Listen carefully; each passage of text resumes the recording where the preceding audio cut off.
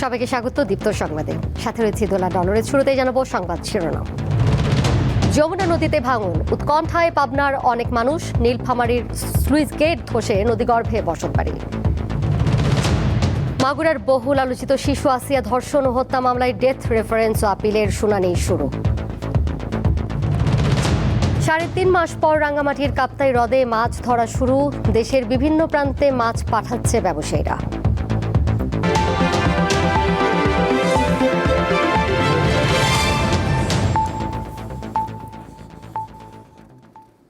যমুনা নদীতে পানি বৃদ্ধি পাওয়ায় পাবনার বেড়া উপজেলায় নদী ভাঙন দেখা দিয়েছে। এতে নদী তীরবর্তী বেশ কয়েকটি গ্রামের মানুষ আতঙ্ক আর উৎকণ্ঠায় রয়েছেন। এভাবে ভাঙছে যমুনা নদীর পার। পাবনার বেড়া উপজেলার চিত্র এটি। নদী পাড়ের এমন অনেক বাসিন্দা রয়েছেন যাদের প্রায়ই ভাঙনের কবলে পড়তে হয়। উপজেলার কল্যাণপুর গ্রামের বাসিন্দা ষাটোর্ধ্ব আব্দুল বাতেন এখন পর্যন্ত ৬ থেকে ৭ বার নদী ভাঙনে সবকিছু হারিয়ে প্রায় নিঃস্ব তিনি। সাংবাদিকরা আইসা ছবি টবি নিয়ে যায়, ফালায়, ওই প্যাকেজ করে 2 প্যাকেজ 3 প্যাকেজ লাগবো, 20 প্যাকেজ হয় এনে কাম 2 প্যাকেজ 3 প্যাকেজ।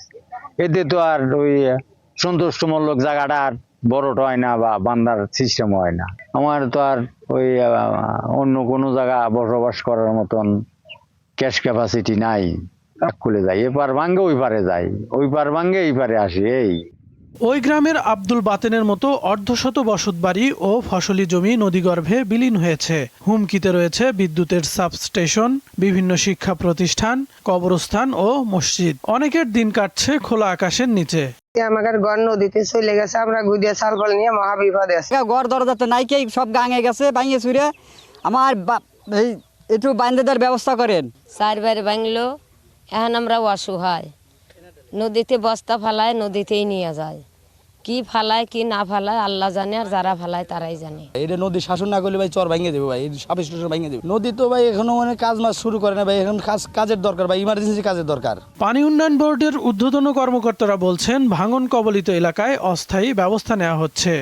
মন্ত্রী মহোদয় বরাবর সেখান থেকে আমাদের একটা ডিক্লারেশন আসে, যেখানে ভাঙন কবলিত স্থানগুলো উনি চিহ্নিত করে দিয়েছে। আমরা ওই ভাঙন কবলিত এগুলি আবার নিজের সরেজমিনে আমরা করে পরিদর্শন করে সেসব জায়গাতেগুলো আমরা অস্থায়ী প্রতিরক্ষামূলক কাজ ডিক্লারেশন করে ইমার্জেন্সি ঘোষণা করে ওই সব জায়গাগুলোকে আমরা কাজ করে যাচ্ছি। নদী ভাঙন রোধে দ্রুত কার্যকর ব্যবস্থা নেওয়ার দাবি ভুক্তভোগীদের। কাউসার আহমেদ, দীপ্ত, বার্তাকক্ষ। নীলফামারীর ডোমারে নদীর পানির চাপে একটি পুরনো স্লুইস গেট ধসে পড়েছে। এতে নদীগর্ভে বিলীন হয়ে গেছে একটি বসতবাড়ির বড় অংশ। পাশাপাশি ভেঙে পড়েছে এলাকার পানি নিয়ন্ত্রণ ব্যবস্থা।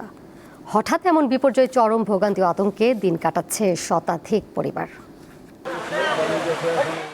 নীলফামারীর ডোমার উপজেলার জোড়াবাড়ি ইউনিয়নের পূর্ব হলহলিয়া গ্রামের বাসিন্দা হালিমা বেগম স্বামীকে হারিয়ে 3 মেয়ে ও 1 ছেলেকে নিয়ে ছোট্ট একটি বসতবাড়িতেই চলছিল তার জীবন সংগ্রাম। কিন্তু শেষ আশ্রয়টুকুও কেড়ে নিয়েছে হরিডরা নদী। সম্প্রতি অতিবৃষ্টি ও উজানের পানিতে নদীর স্রোত বেড়ে যায়। নদীতে ভেসে আসা একটি পাটের জাগ স্লুইস গেটের মুখে আটকে পড়ে। এতে বাড়তে থাকা পানির চাপে এক পর্যায়ে ধসে পড়ে স্লুইস গেট।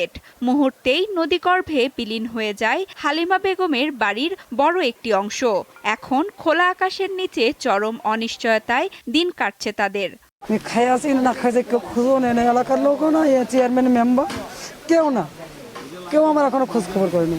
আমি আসছি এখানে, আসার পরে দেখতেছি ব্রিজ ভেঙে আমার মায়ের দোকান পাশার ঘর বাড়ি সব ভেঙে চলে গেছে। যেদিন আমাদের এটা ভাঙছে আমরা আসা দেখি যে ভাঙাচুরা একদম সেই চেয়ারম্যান আসিয়া তার মনে করেন যে 2 প্যাকেট চাল দিয়ে গেছে। পাশাপাশি নদীর ভাঙন আতঙ্কে দিন কাটছে আশেপাশের আরো বেশ কয়েকটি পরিবারের। আমাদের এখানে পুলটা ভাঙার পরে আমাদের অনেক অসুবিধা হচ্ছে, আমাদের বাচ্চা কাছে স্কুলে যেতে পারতেছে না। সুইচ গেটটা নষ্ট হওয়ার কারণে আমাদের এলাকার অনেক ক্ষতি হয়েছে, অনেক জমি জায়গার ক্ষতি হয়েছে, এখানে একটা বাড়ির ক্ষতি হয়েছে। সুইচ গেটটা ভাঙার কারণে হচ্ছে এই যে একটা বাড়ি গেল, ওই সামনের দিকে অনেক আবাদি জমি মানুষের নষ্ট হয়ে গেল।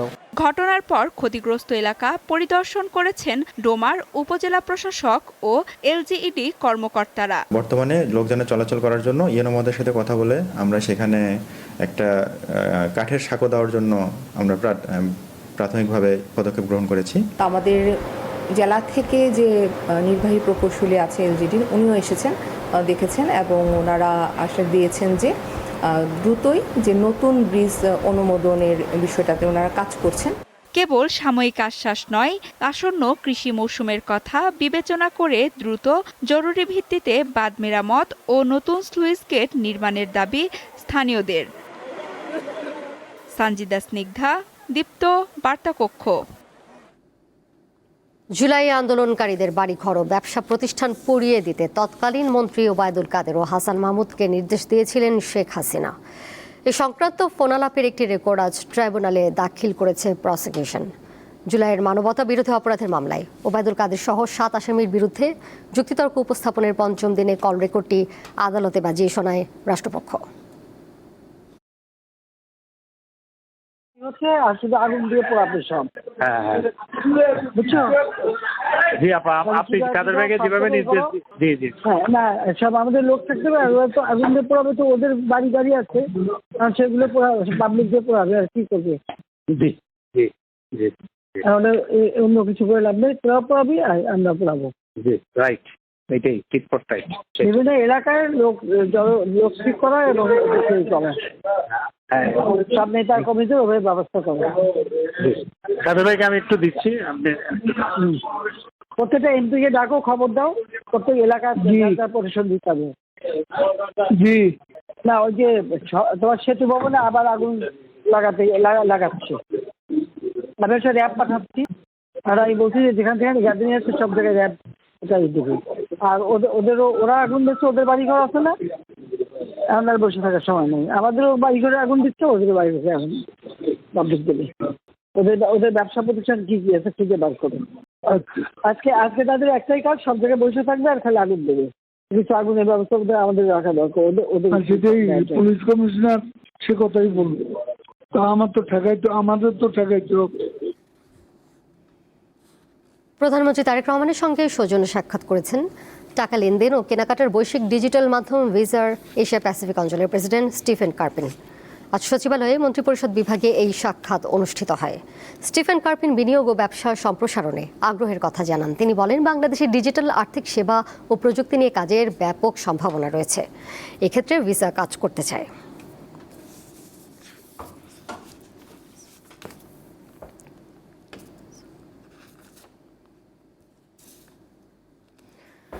মাগুরার বহুল আলোচিত 8 বছরের শিশু আসিয়া ধর্ষণ ও হত্যা মামলায় মৃত্যুদণ্ড অনুমোদনের আবেদন ও আসামির আপিল শুনানি শুরু হয়েছে। বুধবার বিচারপতি বিশ্বদেব চক্রবর্তী ও বিচারপতি কে এম রাশেদুজ্জামান রাজার বিশেষ বেঞ্চে শুনানি শুরু হয়। 2025 সালের 17 মে মামলার প্রধান আসামি হিটু শেখকে মৃত্যুদণ্ড দেয় মাগুরার নারী ও শিশু নির্যাতন দমন ট্রাইব্যুনাল। একই রায়ে অপর 3 আসামি সজীব শেখ, রাতুল শেখ ও জাহেদা বেগমকে খালাস দেওয়া হয়। 2025 সালের মার্চের শুরুতে মাগুরার নিজ নান্দুয়ালি গ্রামে বোনের শ্বশুর বাড়িতে বেড়াতে গিয়ে ধর্ষণের শিকার হয় শিশু আসিয়া। গুরুতর অবস্থায় বিভিন্ন হাসপাতালে চিকিৎসাধীন থাকার পর 13 মার্চ ঢাকার সম্মিলিত সামরিক হাসপাতালে মারা যায় শিশুটি।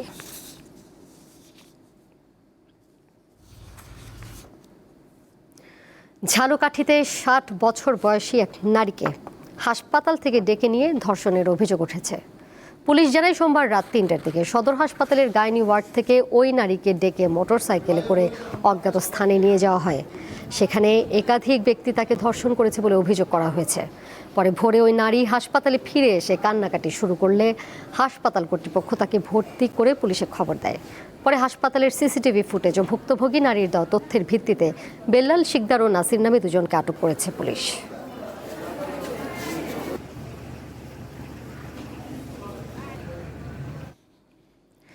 এবার কেওয়াই স্টিল চট্টগ্রাম সংবাদ।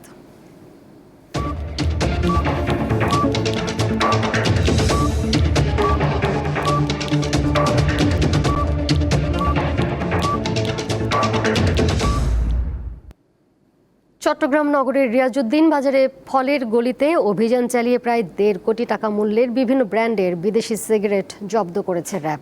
সোমবার রাতে গোপন সংবাদের ভিত্তিতে ফলের গলির একটি ভবনের 2য় ও 3য় তলায় অভিযান চালিয়ে এসব সিগারেট জব্দ করা হয়।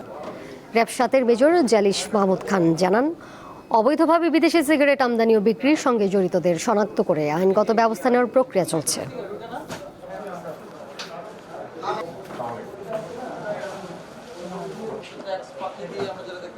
3.5 মাসের নিষেধাজ্ঞা শেষে রাঙ্গামাটির কাপ্তাই হ্রদে মাছ ধরা শুরু হয়েছে।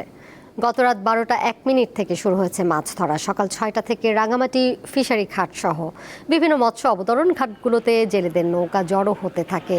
সচল হয়েছে জেলার বরফ কলগুলো। দেশের বিভিন্ন প্রান্তে মাছ পাঠাচ্ছে ব্যবসায়ীরা। প্রথমে 25 এপ্রিল থেকে 31 জুলাই পর্যন্ত নিষেধাজ্ঞা দেওয়া হয়, পরে তা আরও 10 দিন বাড়ানো হয়।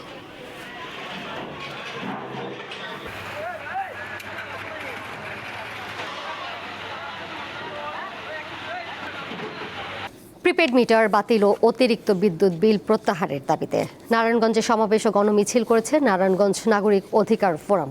সকাল 10টায় শহরের চাষাড়া কেন্দ্রীয় শহীদ মিনার প্রাঙ্গণে সমাবেশ হয়। এরপর একটি গণমিছিল চাষাড়া থেকে শুরু হয়ে কালীবাজার হয়ে নারায়ণগঞ্জ প্রেস ক্লাবের সামনে গিয়ে শেষ হয়। সমাবেশে বক্তারা অভিযোগ করেন, বিদ্যুতের অযৌক্তিক স্ল্যাব ও প্রিপেড মিটারের মাধ্যমে গ্রাহকদের উপর অতিরিক্ত বিলের বোঝা চাপানো হচ্ছে। প্রিপেড মিটার প্রকল্প বাতিল করা না হলে হরতাল সহ কঠোর কর্মসূচির হুমকি দেন তারা। এদিকে নীলফামারীর বিদ্যুৎ সরবরাহ প্রিপেড মিটার বাতিল সহ 5 দফা দাবিতে সমাবেশ ও বিক্ষোভ মিছিল করেছে জেলা শ্রমিক ঐক্য সংগ্রাম পরিষদ। সকালে শহরের বড়বাজার ট্রাফিক মোড় থেকে একটি বিক্ষোভ মিছিল বের হয়। এটি শহরের প্রধান সড়ক প্রদক্ষিণ করে। পরে জেলা প্রশাসক ও নেসকোর নির্বাহী প্রকৌশলীর কাছে স্মারকলিপি দেওয়া হয়। লাগানো শুরু হয়েছিল, এই পর্যায়ে এই শহীদ মেরে আরেকটি বিষয়, তার হিউজ হয়ে ডাউন হয়ে গেলে মিটার 3000 টাকা, তাহলে 7000 টাকা বিল কেন হতে? আন্তর্জাতিক প্রসঙ্গ। মানবতা বিরোধী অপরাধের দায়ে সিরিয়ার ক্ষমতাচ্যুত প্রেসিডেন্ট বাশার আল আসাদকে মৃত্যুদণ্ড দিয়েছে দেশটির একটি ফৌজদারি আদালত। মঙ্গলবার দামেস্কের আদালত এই রায় দেয়। একই মামলায় আসাদ ছাড়াও তার ভাই মাহের আল আসাদ এবং দক্ষিণ সিরিয়ার দারা প্রদেশের সাবেক রাজনৈতিক নিরাপত্তা প্রধান আতেফ নাজিবকে মৃত্যুদণ্ড দেওয়া হয়। শিশুসহ একাধিক ব্যক্তিকে পূর্ব পরিকল্পিতভাবে হত্যার পাশাপাশি নির্যাতন, নির্বিচারে আটক এবং মানবতা বিরোধী অপরাধের জন্য তাদের দোষী সাব্যস্ত করেছে আদালত। 2024 সালে সিরিয়ার বর্তমান প্রেসিডেন্ট আহমেদ আল শারার নেতৃত্বাধীন যোদ্ধাদের অভিযানে মাত্র 11 দিনের মাথায় দেশ ছেড়ে রাশিয়ায় পালিয়ে গিয়েছিলেন বাশার আল আসাদ। ফিলিস্তিনের অধিকৃত পশ্চিম তীরে 550 একর জমি দখল করে নিয়েছে ইসরায়েল। সামরিক কাজে ব্যবহারের কথা বলে এই জমি দখল করা হয়েছে। সোমবার এক বিবৃতিতে ফিলিস্তিনের বসতি স্থাপন ও প্রাচীর প্রতিরোধ বিষয়ক কমিশন জানিয়েছে, উত্তরাঞ্চলীয় মার্দা শহরে এসব জমি দখলে নেওয়া হয়েছে।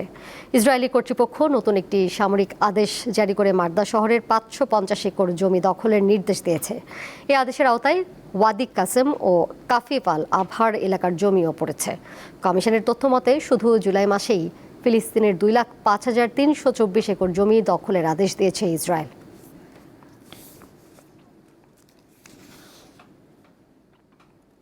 সাত 7.4 মাত্রার শক্তিশালী ভূমিকম্পের আঘাতে লণ্ডভণ্ড হয়ে গেছে কলম্বিয়ার পশ্চিমাঞ্চল। নিহতের সংখ্যা বেড়ে দাঁড়িয়েছে 132 জনে।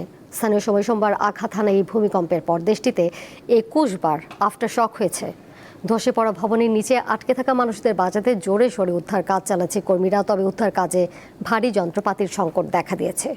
দেশটির প্রশাসন জানিয়েছে, ভূমিকম্পে পশ্চিমাঞ্চলের রিসারালদা প্রদেশের বেশ কয়েকটি শহরে ব্যাপক ক্ষয়ক্ষতি হয়েছে। বহু ভবন ধসে পড়েছে, বন্ধ রয়েছে কয়েকটি বিমানবন্দর এবং এখনও অনেক মানুষ নিখোঁজ রয়েছেন। কলম্বিয়ার ভূতাত্ত্বিক সংস্থা জানিয়েছে, এটি 21 শতকে দেশটিতে আঘাত হানা সবচেয়ে শক্তিশালী ভূমিকম্প। কলম্বিয়ার পাশাপাশি প্রতিবেশী দেশ ইকুয়েডর ও পানামাতেও জোরালো কম্পন অনুভূত হয়েছে।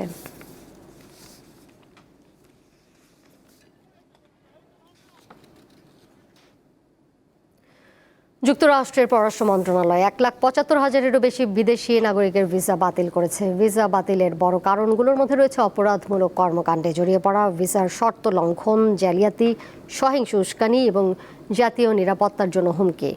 ধারাবাহিক যাচাই বাছাই কার্যক্রমের অংশ হিসেবে এসব ভিসা বাতিল করা হয়।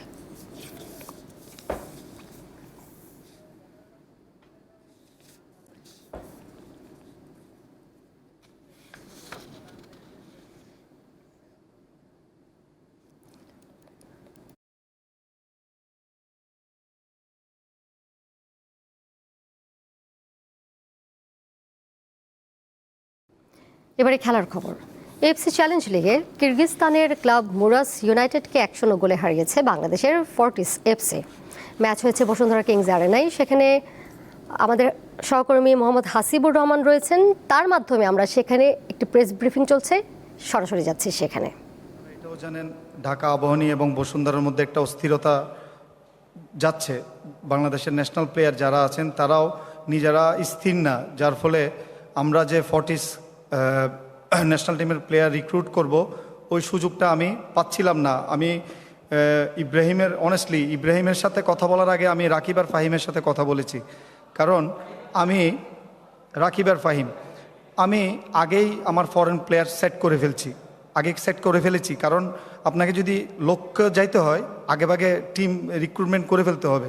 সো যেখানে যেখানে আমার প্রবলেম মনে হয়েছে, আমি জাপান থেকে ওরা লাউস, আমি চাচ্ছিলাম আমার যেই টিম ওই টিমে ন্যাশনাল এক্সপোজার কম।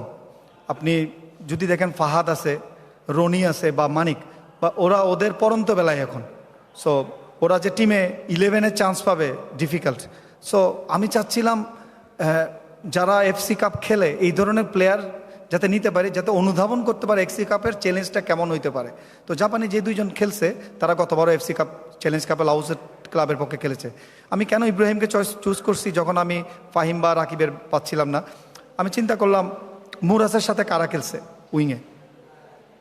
সো ওইখানে ইব্রাহিম খেলছে, দেন আলামিন খেলছে। সো আপনি বলতে পারেন তাহলে কেন নয় আলামিন।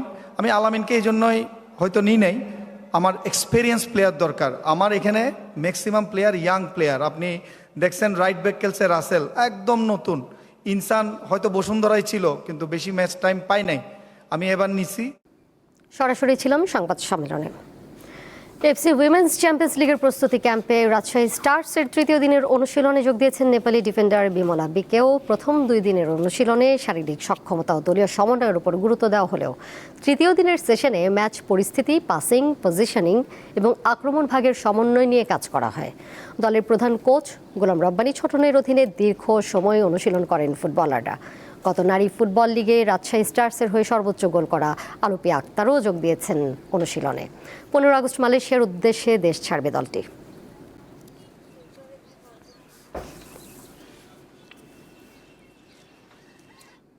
শেষ করব দীপ্ত সংবাদ, যাবার আগে শিরোনামগুলো জানিয়ে দেব আরও একবার।